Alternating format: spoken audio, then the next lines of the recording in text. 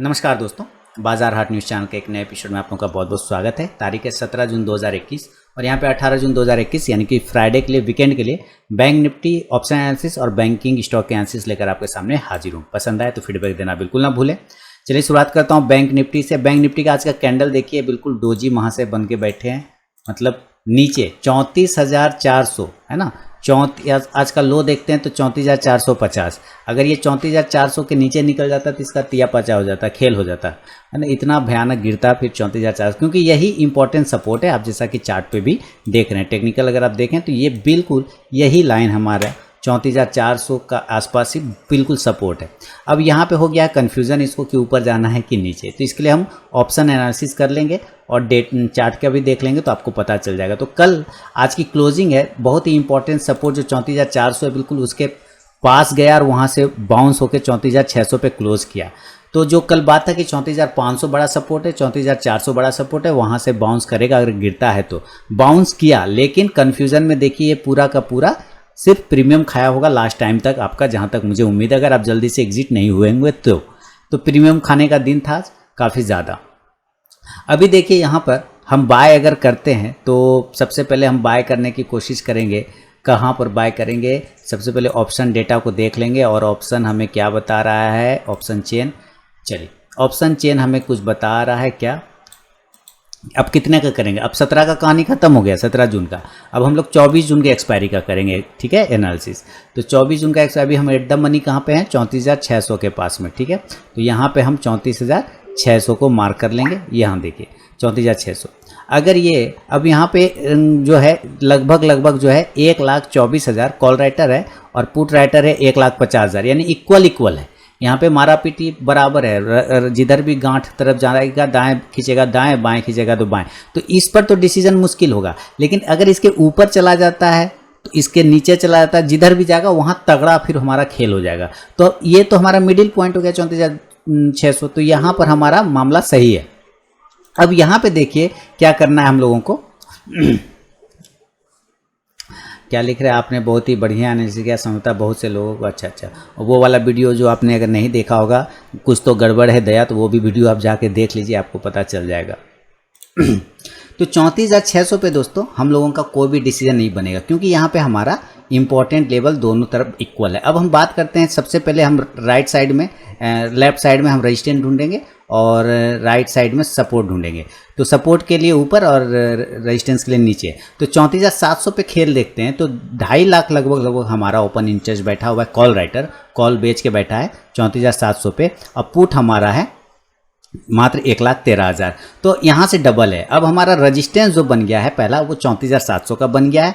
दूसरा रजिस्टेंस की बात करें तो 34,800 की बात करें तो 2.5 लाख हमारा कॉल राइटर है, पुट राइटर 1.25 लाख है। यानी कि यहाँ पर भी हमारा इंपॉर्टेंट रजिस्टेंस जोन है 34,700, 34,800 और अब आ गया है 34,900। अब ये तीनों जोन, अब ध्यान से, अब हम यहाँ पे लिखेंगे कि 34,700, ध्यान से देखिए 34,700 से लेके 34,900 हमारा इंपॉर्टेंट रेजिस्टेंस जोन हो गया। कल मैंने बोला था कि 34,950 को ही ब्रेक करने में इसका फट जाएगा। मैंने ये बात बोला था ना, 34,950 को ही ब्रेक करने में इसका फट जाएगा। नहीं कर पाया ना।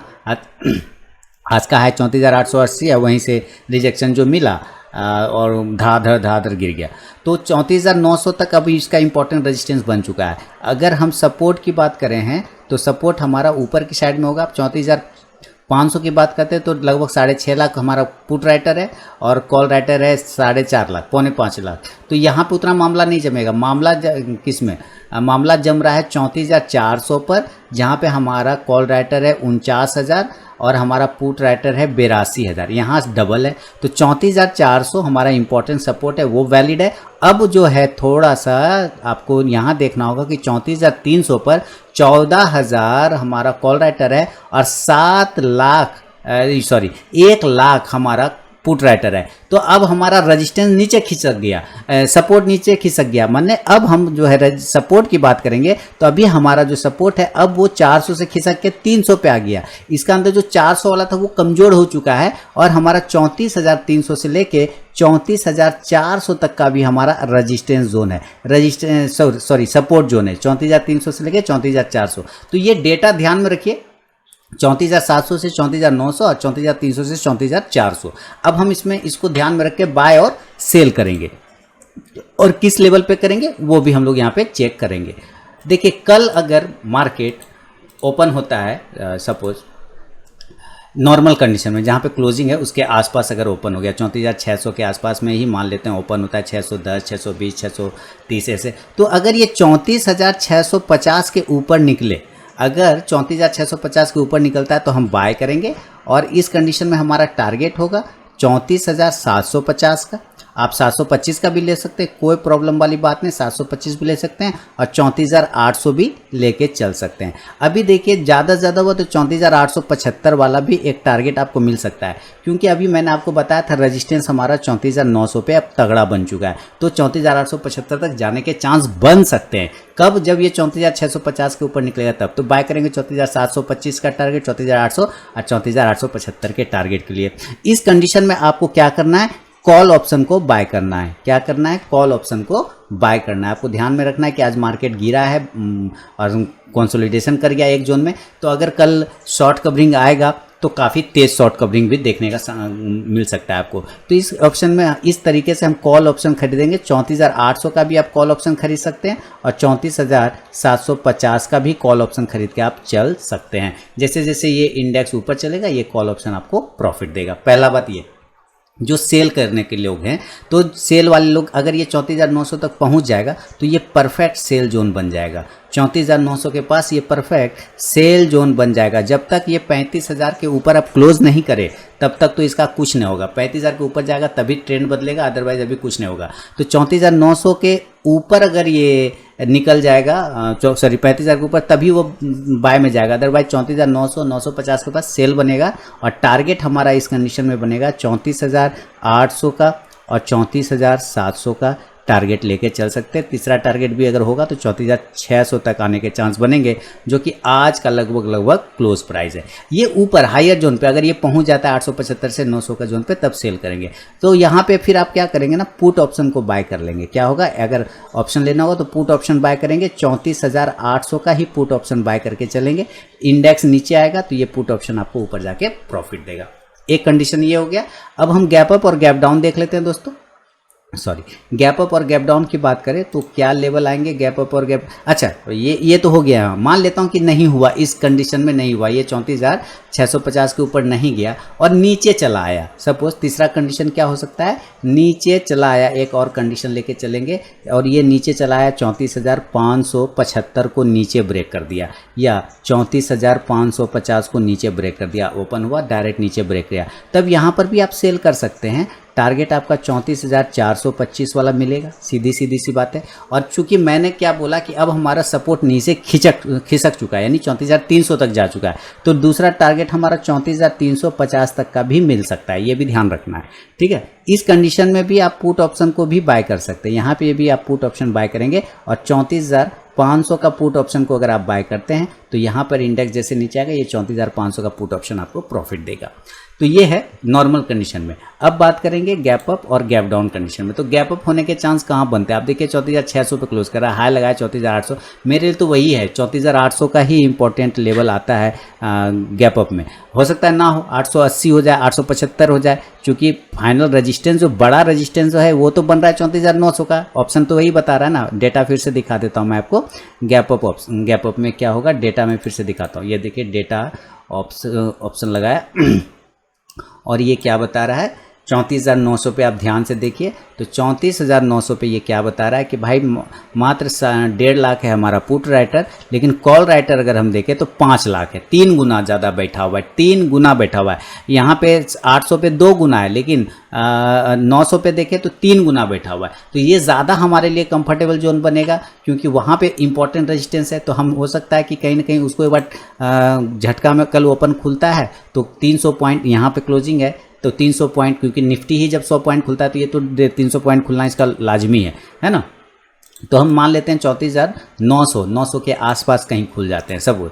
तो अगर ये इस लेवल के आसपास खुलता है तो क्लियर कट डेटा हमारा सेल का ही बता रहा है, सेल करेंगे। टारगेट हमारा 34,825, 34,750 और तीसरा टारगेट होगा तो 34,650 650 तक का टारगेट, 675 तक का टारगेट लेके चल सकते हैं। क्लियर हो गया ना। अगर ये गैप अप खुलता है तो इस कंडीशन में आप पुट ऑप्शन को बाय कर लीजिएगा। पुट ऑप्शन को बाय करेंगे तो चूँकि हम लोग सेल कॉल नहीं करता हूँ, मैं तो बाय ही करता हूँ, तो पुट ऑप्शन को बाय करेंगे तो 34,800 का भी पुट ऑप्शन बाय कर सकते हैं, 35,000 का भी पुट ऑप्शन बाय कर सकते हैं। जैसे जैसे इंडेक्स नीचे आएगा ये पुट ऑप्शन आपको प्रॉफिट देगा।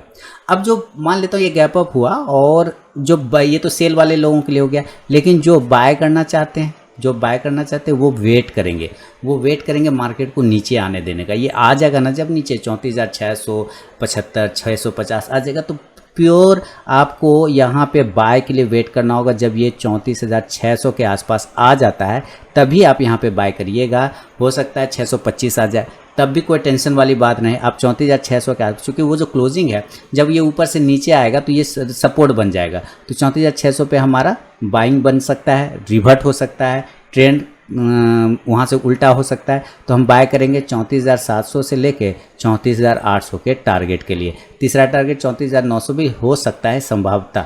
अब इस कंडीशन में हम यहाँ पे ये तो इंडेक्स को बाय किया, तो हम इस कंडीशन में ऑप्शन जो बाय करेंगे हम कॉल ऑप्शन को बाय करेंगे। कॉल ऑप्शन को यानी CE को बाय करेंगे 34,000। अभी मेन खेल 34,800 पर है, इसलिए आप देखते होंगे बार बार ये 34,800 का लेवल आ रहा है। 34,800 का लेवल को बाय करेंगे स्ट्राइक प्राइस को, ये इंडेक्स ऊपर जाएगा तो यहाँ से कॉल ऑप्शन आपको प्रॉफिट देगा। ये हुआ एक गैप अप कंडीशन में। ये और अगर नीचे भी आता है 34,600 575 तब भी हमारा बाइंग में ही बनेगा, क्योंकि सेलिंग तभी करेंगे जब 34,400 के नीचे कटेगा तब। तो ये गैप अप का व्यू हो गया। अगर हम गैप डाउन देखें तो चलिए हम जल्दी से गैप डाउन भी देख लेंगे। और गैप डाउन क्या बता रहा है हम लोगों को कि मेरे लिए तो अभी एक ही लेवल, ये 34,600 है ना, तो हमारा लेवल ये जो ब्लू लाइन है ना यही है, ये लाइन हमारा 34,400 पर आता है। ठीक है, तो 34,400 बहुत पास में है, 200 पॉइंट का दूरी है 34,600 से क्लोजिंग से। अगर ये गैप डाउन ओपन होता है 34,400 पे तो आप याद रखिए इसके बाद एक इम्पॉर्टेंट सपोर्ट अब हमारा खिसक चुका है 34,300।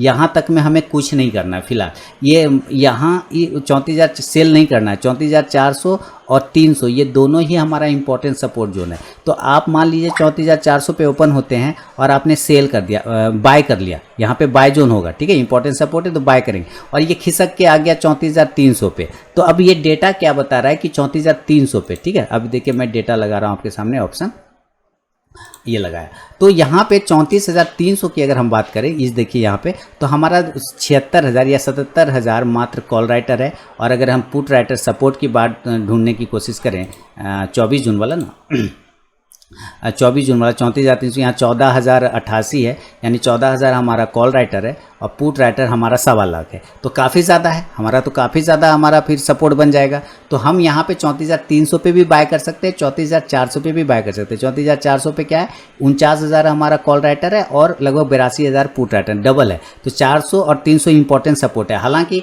उसके नीचे जाने के बाद फिर विध्वंस हो जाएगा, काफ़ी तगड़ा विध्वंस हो जाएगा। 34,400 के नीचे ही हमारा हालांकि लेवल खराब हो जाएगा, लेकिन वो 34,300 पे एक बार कोशिश कर सकता है। 34,300 पे एक बार वो कोशिश कर सकता है वहां से बाउंस करने का। तो हम ये दो जगह पे बाय करने का रिस्क उठा सकते हैं। 34,300 के बाद बाय नहीं करेंगे, फिर जाके 30,000 के लेवल पे बाय करने का कोशिश करेंगे। ठीक है, तो ये लेवल है। अभी हम इस पर देखेंगे कि किस लेवल पे हमें ऑप्शन करना चाहिए कॉल पुट।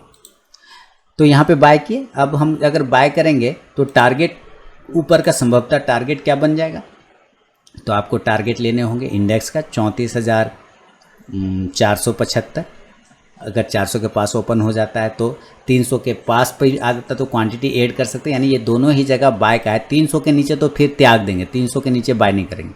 तो ये दो जगह बाय करेंगे। टारगेट 34,475, 34,550 और 34,625 के टारगेट के लिए बाय करेंगे, क्योंकि आज का वो क्लोजिंग है हमारा 600 का लेवल, तो एक बार वहाँ पे जा सकता है। इस हिसाब से आप कॉल ऑप्शन को बाय करेंगे। यहाँ पे कॉल ऑप्शन को बाय करेंगे 34,600 का कॉल ऑप्शन को आप बाय करेंगे। इंडेक्स ऊपर जाएगा तो ये कॉल ऑप्शन आपको प्रॉफिट देगा। एक कंडीशन हो गया गैप डाउन में बाय।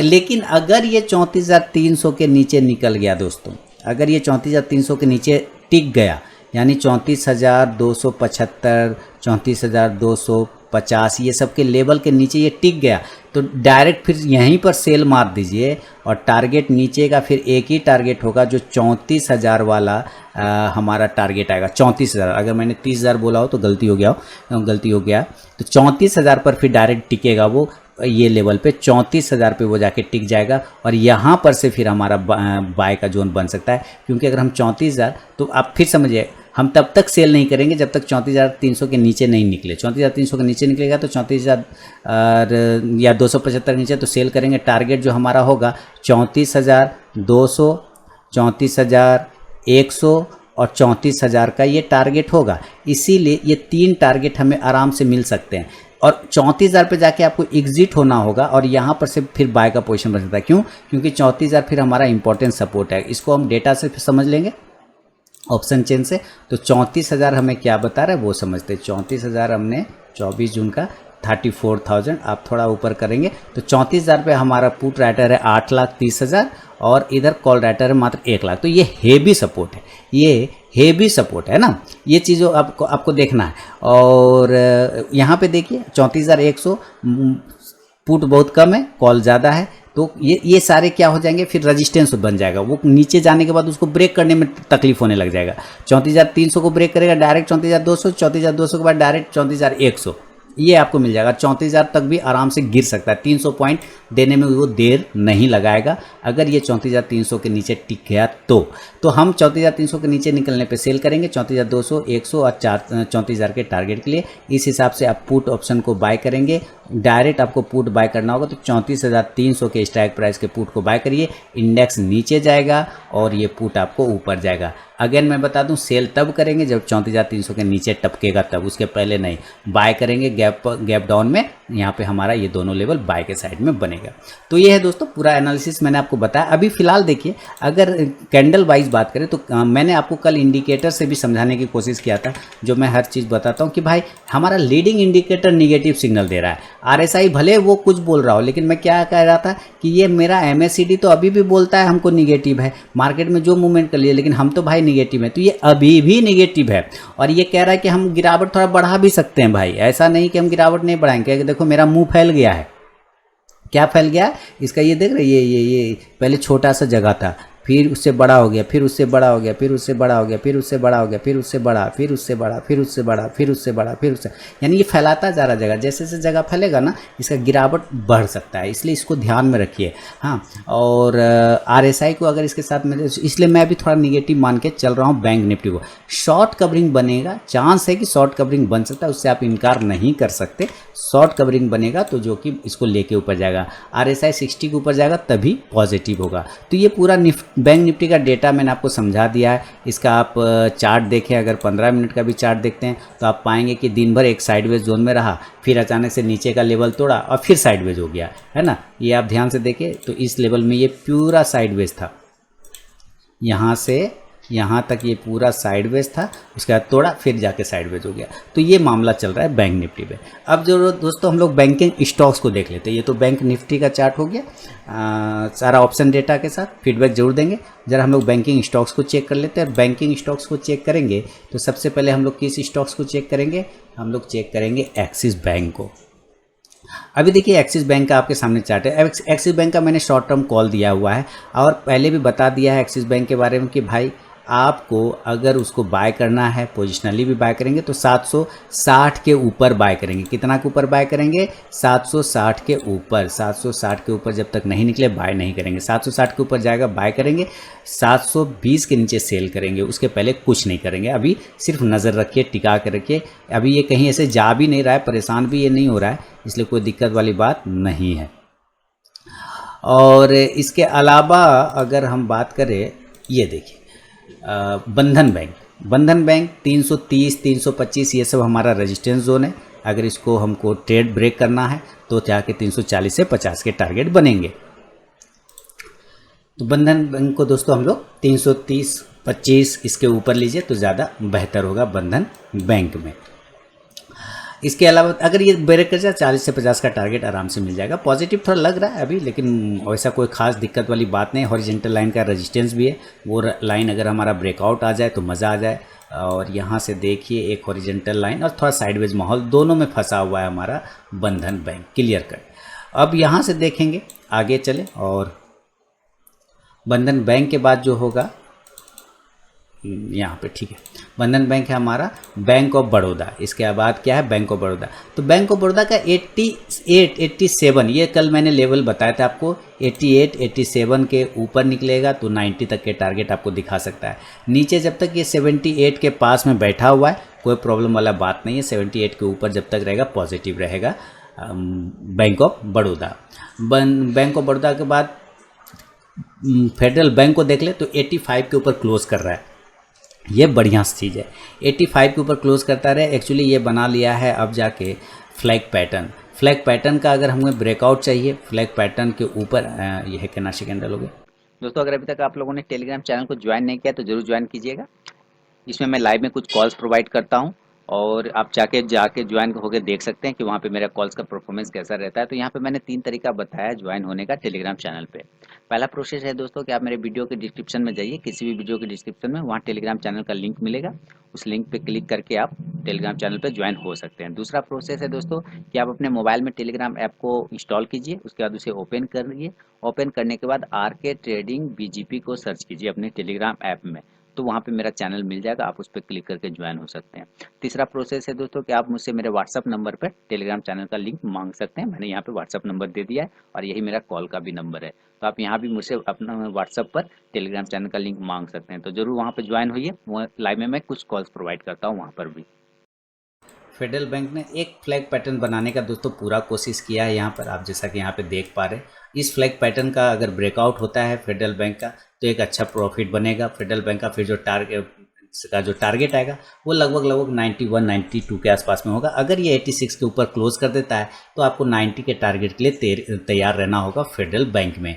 इसके अलावा फेडरल बैंक के बाद बात करें HDFC बैंक की, तो HDFC बैंक में हमारा जो लेवल है वो 1500 का आसपास का रेजिस्टेंस जोन है, 1500 का। आपको मैंने कल भी बताया था 1500 का इंपॉर्टेंट रेजिस्टेंस जोन है। और यहाँ पे ये बिल्कुल अपने आप को डोजी कैंडल बना के देखिए ये ट्रेड करने की कोशिश कर रहा है, कहीं नहीं जा रहा है। लेकिन ये भी तय है कि ये सपोर्ट के पास में होल्ड कर रहा है, 1450 के ऊपर रहेगा तो पॉजिटिव रहेगा।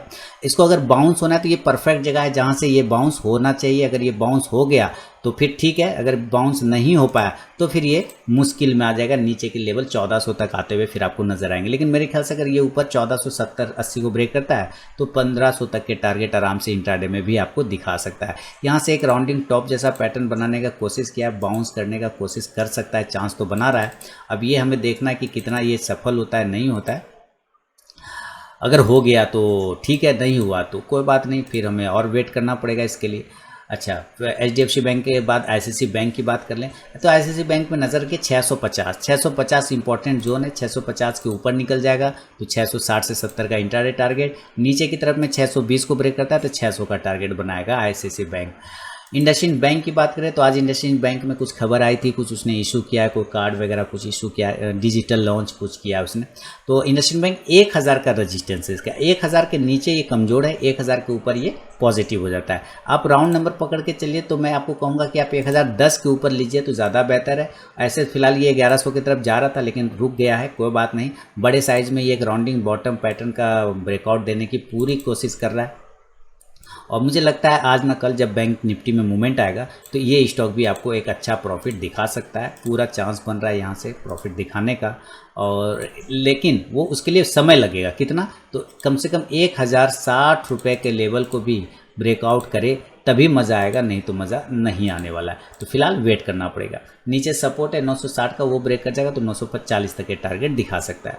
इंडसइंड बैंक के बाद कोटक बैंक की बात करें तो इसका 1800 का रेजिस्टेंस आता है, अभी क्लोजिंग भी 1750 के पास है। तो एक इंपॉर्टेंट ट्रेंड लाइन का देखिए ये सपोर्ट ले रहा है। बहुत ही बेहतरीन पैटर्न कोटक बैंक ने बनाया। मुझे लगता है शॉर्ट टर्म कॉल में अगर आप इसको लेना चाहें तो ये आपको एक अच्छा प्रॉफिट कोटक बैंक दिखा सकता है, क्योंकि अगर इसको बाउंस होना है, दिस इज़ ग्रेट पोजीशन, ये बढ़िया जगह है जहाँ से इसको बाउंस हो सकता है। ऊपर 1790 ब्रेक करे तो ये आपको 1820 तक के टारगेट दिखा सकता है। कोटक बैंक का PNB करे तो इसमें भाई सीधी बात है, लॉन्ग टर्म व्यू है और बाय ऑन डीप करना है। डीप मिले बाय मारिए, डीप मिले बाय मारिए। अब ऐसा यस बैंक की तरह बाय ऑन डीप वाला स्टॉक नहीं है। एक तो ये सरकारी स्टॉक है, देखिए सरकारी स्टॉक में प्रॉफिट कब होगा इसका कोई गारंटी नहीं है, कितना दिन में। क्या SBI को देखिए रहे वो पिछले 10 साल में अब जाके पहुंचा है 400 पे, तो प्रॉफिट कितना दिन में देगा ये कोई पता नहीं, लेकिन लॉस नहीं देगा इस बात का तो पता रहता है। इसलिए ये जब भी डीप मिले ना इसमें आप बाय कर सकते हैं। अगर लॉन्ग टर्म इन्वेस्टर हैं तो FD से ज़्यादा रिटर्न हमेशा देगा सालाना, FD से ज़्यादा रिटर्न ये देता है PNB। तो बाय ऑन डीप आप करके चल सकते हैं। साफ साफ क्लियर व्यू है, कोई रॉकेट वाला बात नहीं कि आपको 50% का रिटर्न मिल जाएगा, ऐसा कुछ नहीं। FD से ज़्यादा मिल जाएगा, इतना ठीक है। PNB के बाद RBL बैंक की बात करें तो 225 से 30 के ऊपर निकलेगा तब मूवमेंट करेंगे 250 के लिए। फिलहाल जो नीचे सपोर्ट ले रहा है अगर वो ब्रेक हो गया 205 200 तो फिर ये 200 का टारगेट इंट्राडे में 195 तक भी आ सकता है। ऊपर जाने के लिए कम से कम 225 के जोन को इसको ब्रेक करना पड़ेगा। SBI देखिए 420 पर अभी ट्रेड कर रहा है, यही लेवल है इसका SBI का, नहीं तो खराब हो जाएगा ये। कल अगर ये किसी भी कारण पर 415 को दोस्तों ब्रेक कर गया तब तो समझिए इसका स्थिति जो है ना विध्वंस हो जाएगा। 415 के बाद ये सीधे 410 से 405 दिखाएगा।